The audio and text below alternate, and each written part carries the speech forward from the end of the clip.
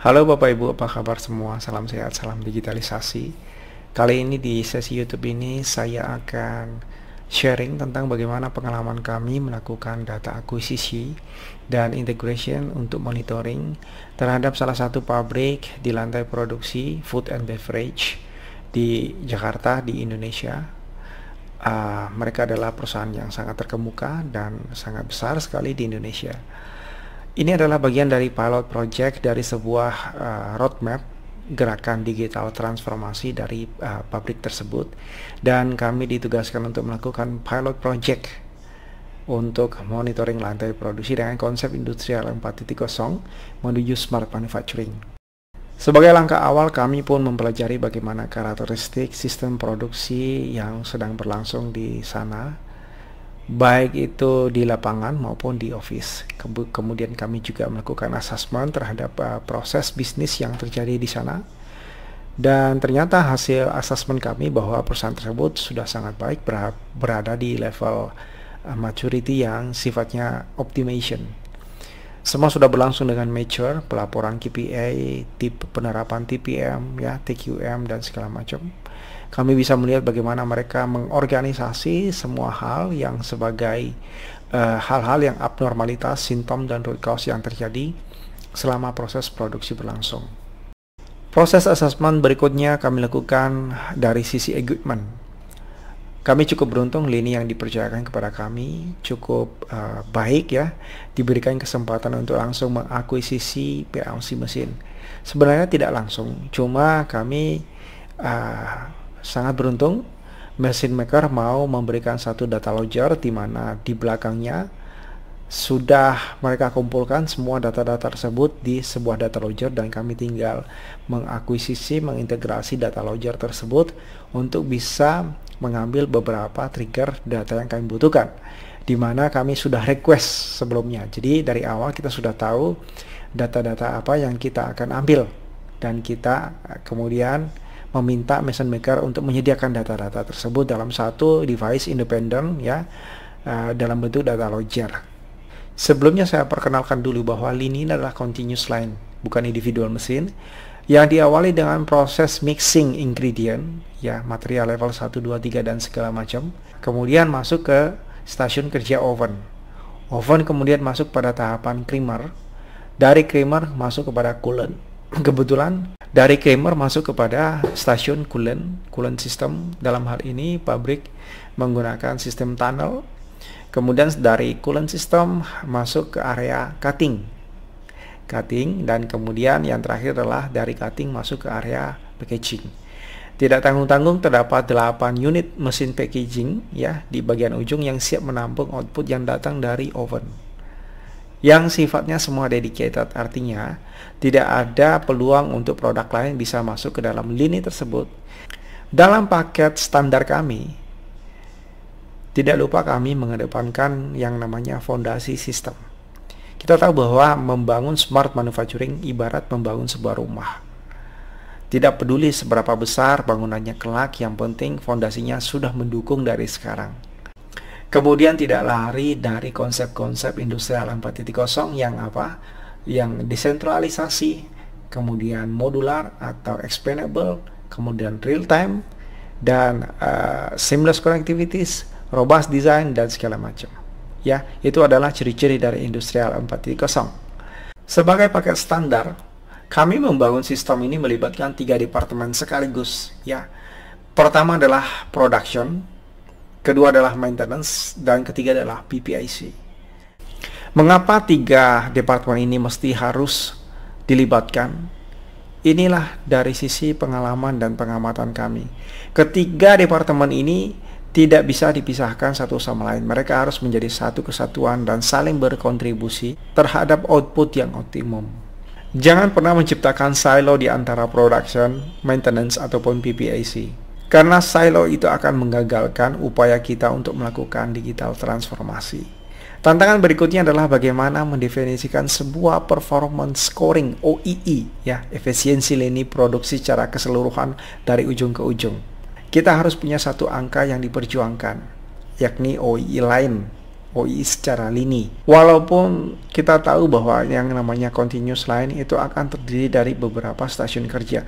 Stasiun kerja oven, stasiun kerja creamer, stasiun kerja cooling, stasiun kerja packaging, stasiun kerja cutting, dan segala macam. Nah, inilah yang dinamakan dengan OEE line. Kemudian hal yang menjadi sangat challenging adalah bagaimana sistem dengan OEE line-nya ini harus bisa mengidentifikasi dengan akurat mana yang berkontribusi terhadap terjadinya downtime secara lini, dan ini harus otomatis, tidak bisa manual.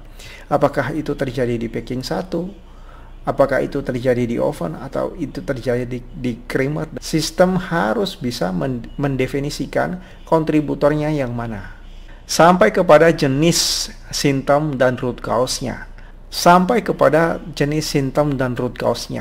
Masalahnya apa? Kemudian daripada itu, ada beberapa hal yang tidak terdapat dalam trigger mesin ataupun trigger yang terdapat dalam PLC mesin, sementara hal itu sangat kritikal untuk kita bisa dapat datanya. Untuk itu, biasanya kami menggunakan human machine interface, di mana hal-hal yang penting tapi tidak terdapat triggernya di dalam mesin atau data logger, maka itu akan interaktif dengan operator melalui media HMI, human machine interface. Sekaligus HMI ini menjadi satu kacamata, ya, dashboard, andonnya, visualisasi dari prestasi kerja operator. Sehingga apa? Sehingga operator tidak jauh-jauh melihat harus ke TV misalnya, supaya dia bisa melihat kelemahan selama proses produksi dan dia bisa mengejar ketertinggalan. Tantangan berikutnya setelah proses akuisisi data adalah bagaimana kita membuat dashboard yang sifatnya informatif, komprehensif, menyajikan hal-hal yang dibutuhkan oleh pabrik, membuatnya semakin optimal. Ya, ada tuntutan dari pabrik agar semua platform berjalan di atas Linux system pada saat itu. Bagi kami hal itu tidak menjadi satu masalah sih. Kita bisa menjalankan platform kita dalam operation system apapun, termasuk Windows ataupun Linux.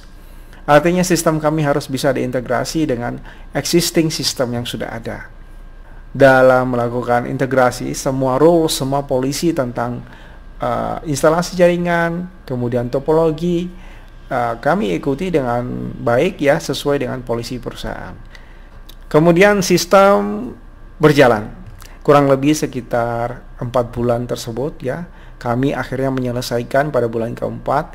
Singkat cerita, beberapa hal kami sajikan akhirnya kepada customer. Pertama adalah Smart Dashboard.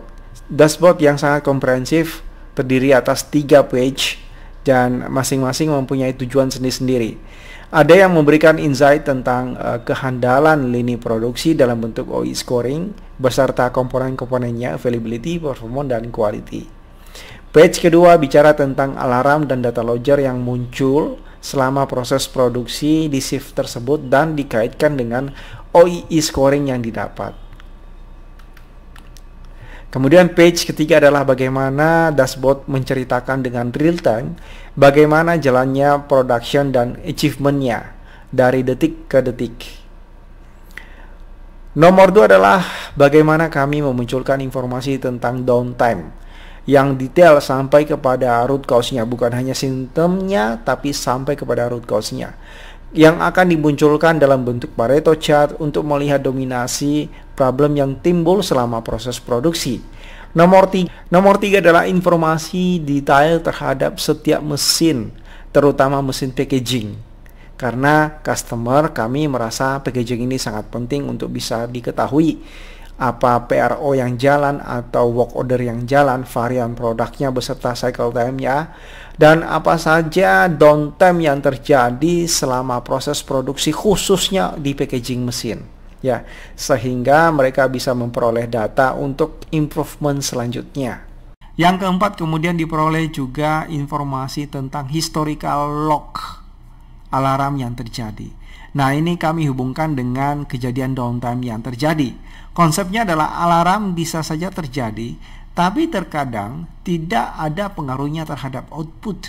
Data alarm sangat dibutuhkan oleh maintenance ketika melakukan analisa terhadap terjadinya downtime yang memang punya relasi dengan mesin.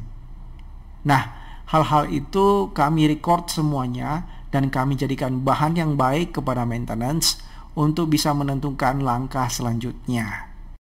Kemudian yang kelima adalah kami juga membantu menyajikan tracing data terhadap parameter-parameter proses tertentu, misalnya temperatur pada sealer proses, kemudian speed conveyor. Nomor 6, kami juga melakukan integrasi dengan vision kamera atau industrial kamera yang sudah terdapat di lini produksi. Output dari vision kamera bisa memberikan kami data-data quality dan rejection secara otomatis, sehingga lengkaplah sudah kami bisa mendapatkan data OE scoring secara otomatis, baik dari sisi availability, performance, ataupun quality rate-nya. Yang ketujuh, kami juga menyajikan scoring terhadap KPI teman-teman maintenance. Dalam hal ini adalah MTTR dan MTBF, ya, KPI teman-teman maintenance, serta time to response-nya bagaimana. Karena semua terhubung satu sama lain, sebagaimana yang saya sampaikan di awal tadi, bahwa sistem ini sudah melibatkan 3 departemen, PPIC, production, dan maintenance. Kedelapan, semua informasi yang kami dapatkan, ya, baik itu bentuknya dalam bentuk data ataupun bentuknya dalam informasi, kemudian akan disajikan dalam bentuk report, ya, report harian, ya, weekly, monthly, ataupun annually. Nah, ini sangat membantu teman-teman untuk bisa menyajikan banyak hal kepada top manajemen sebagai bahan untuk pengambilan keputusan. Kira-kira seperti itu cerita singkat bagaimana kami melakukan data acquisition, data integration untuk monitoring lini production system. Semoga bermanfaat buat kita semua. Terima kasih.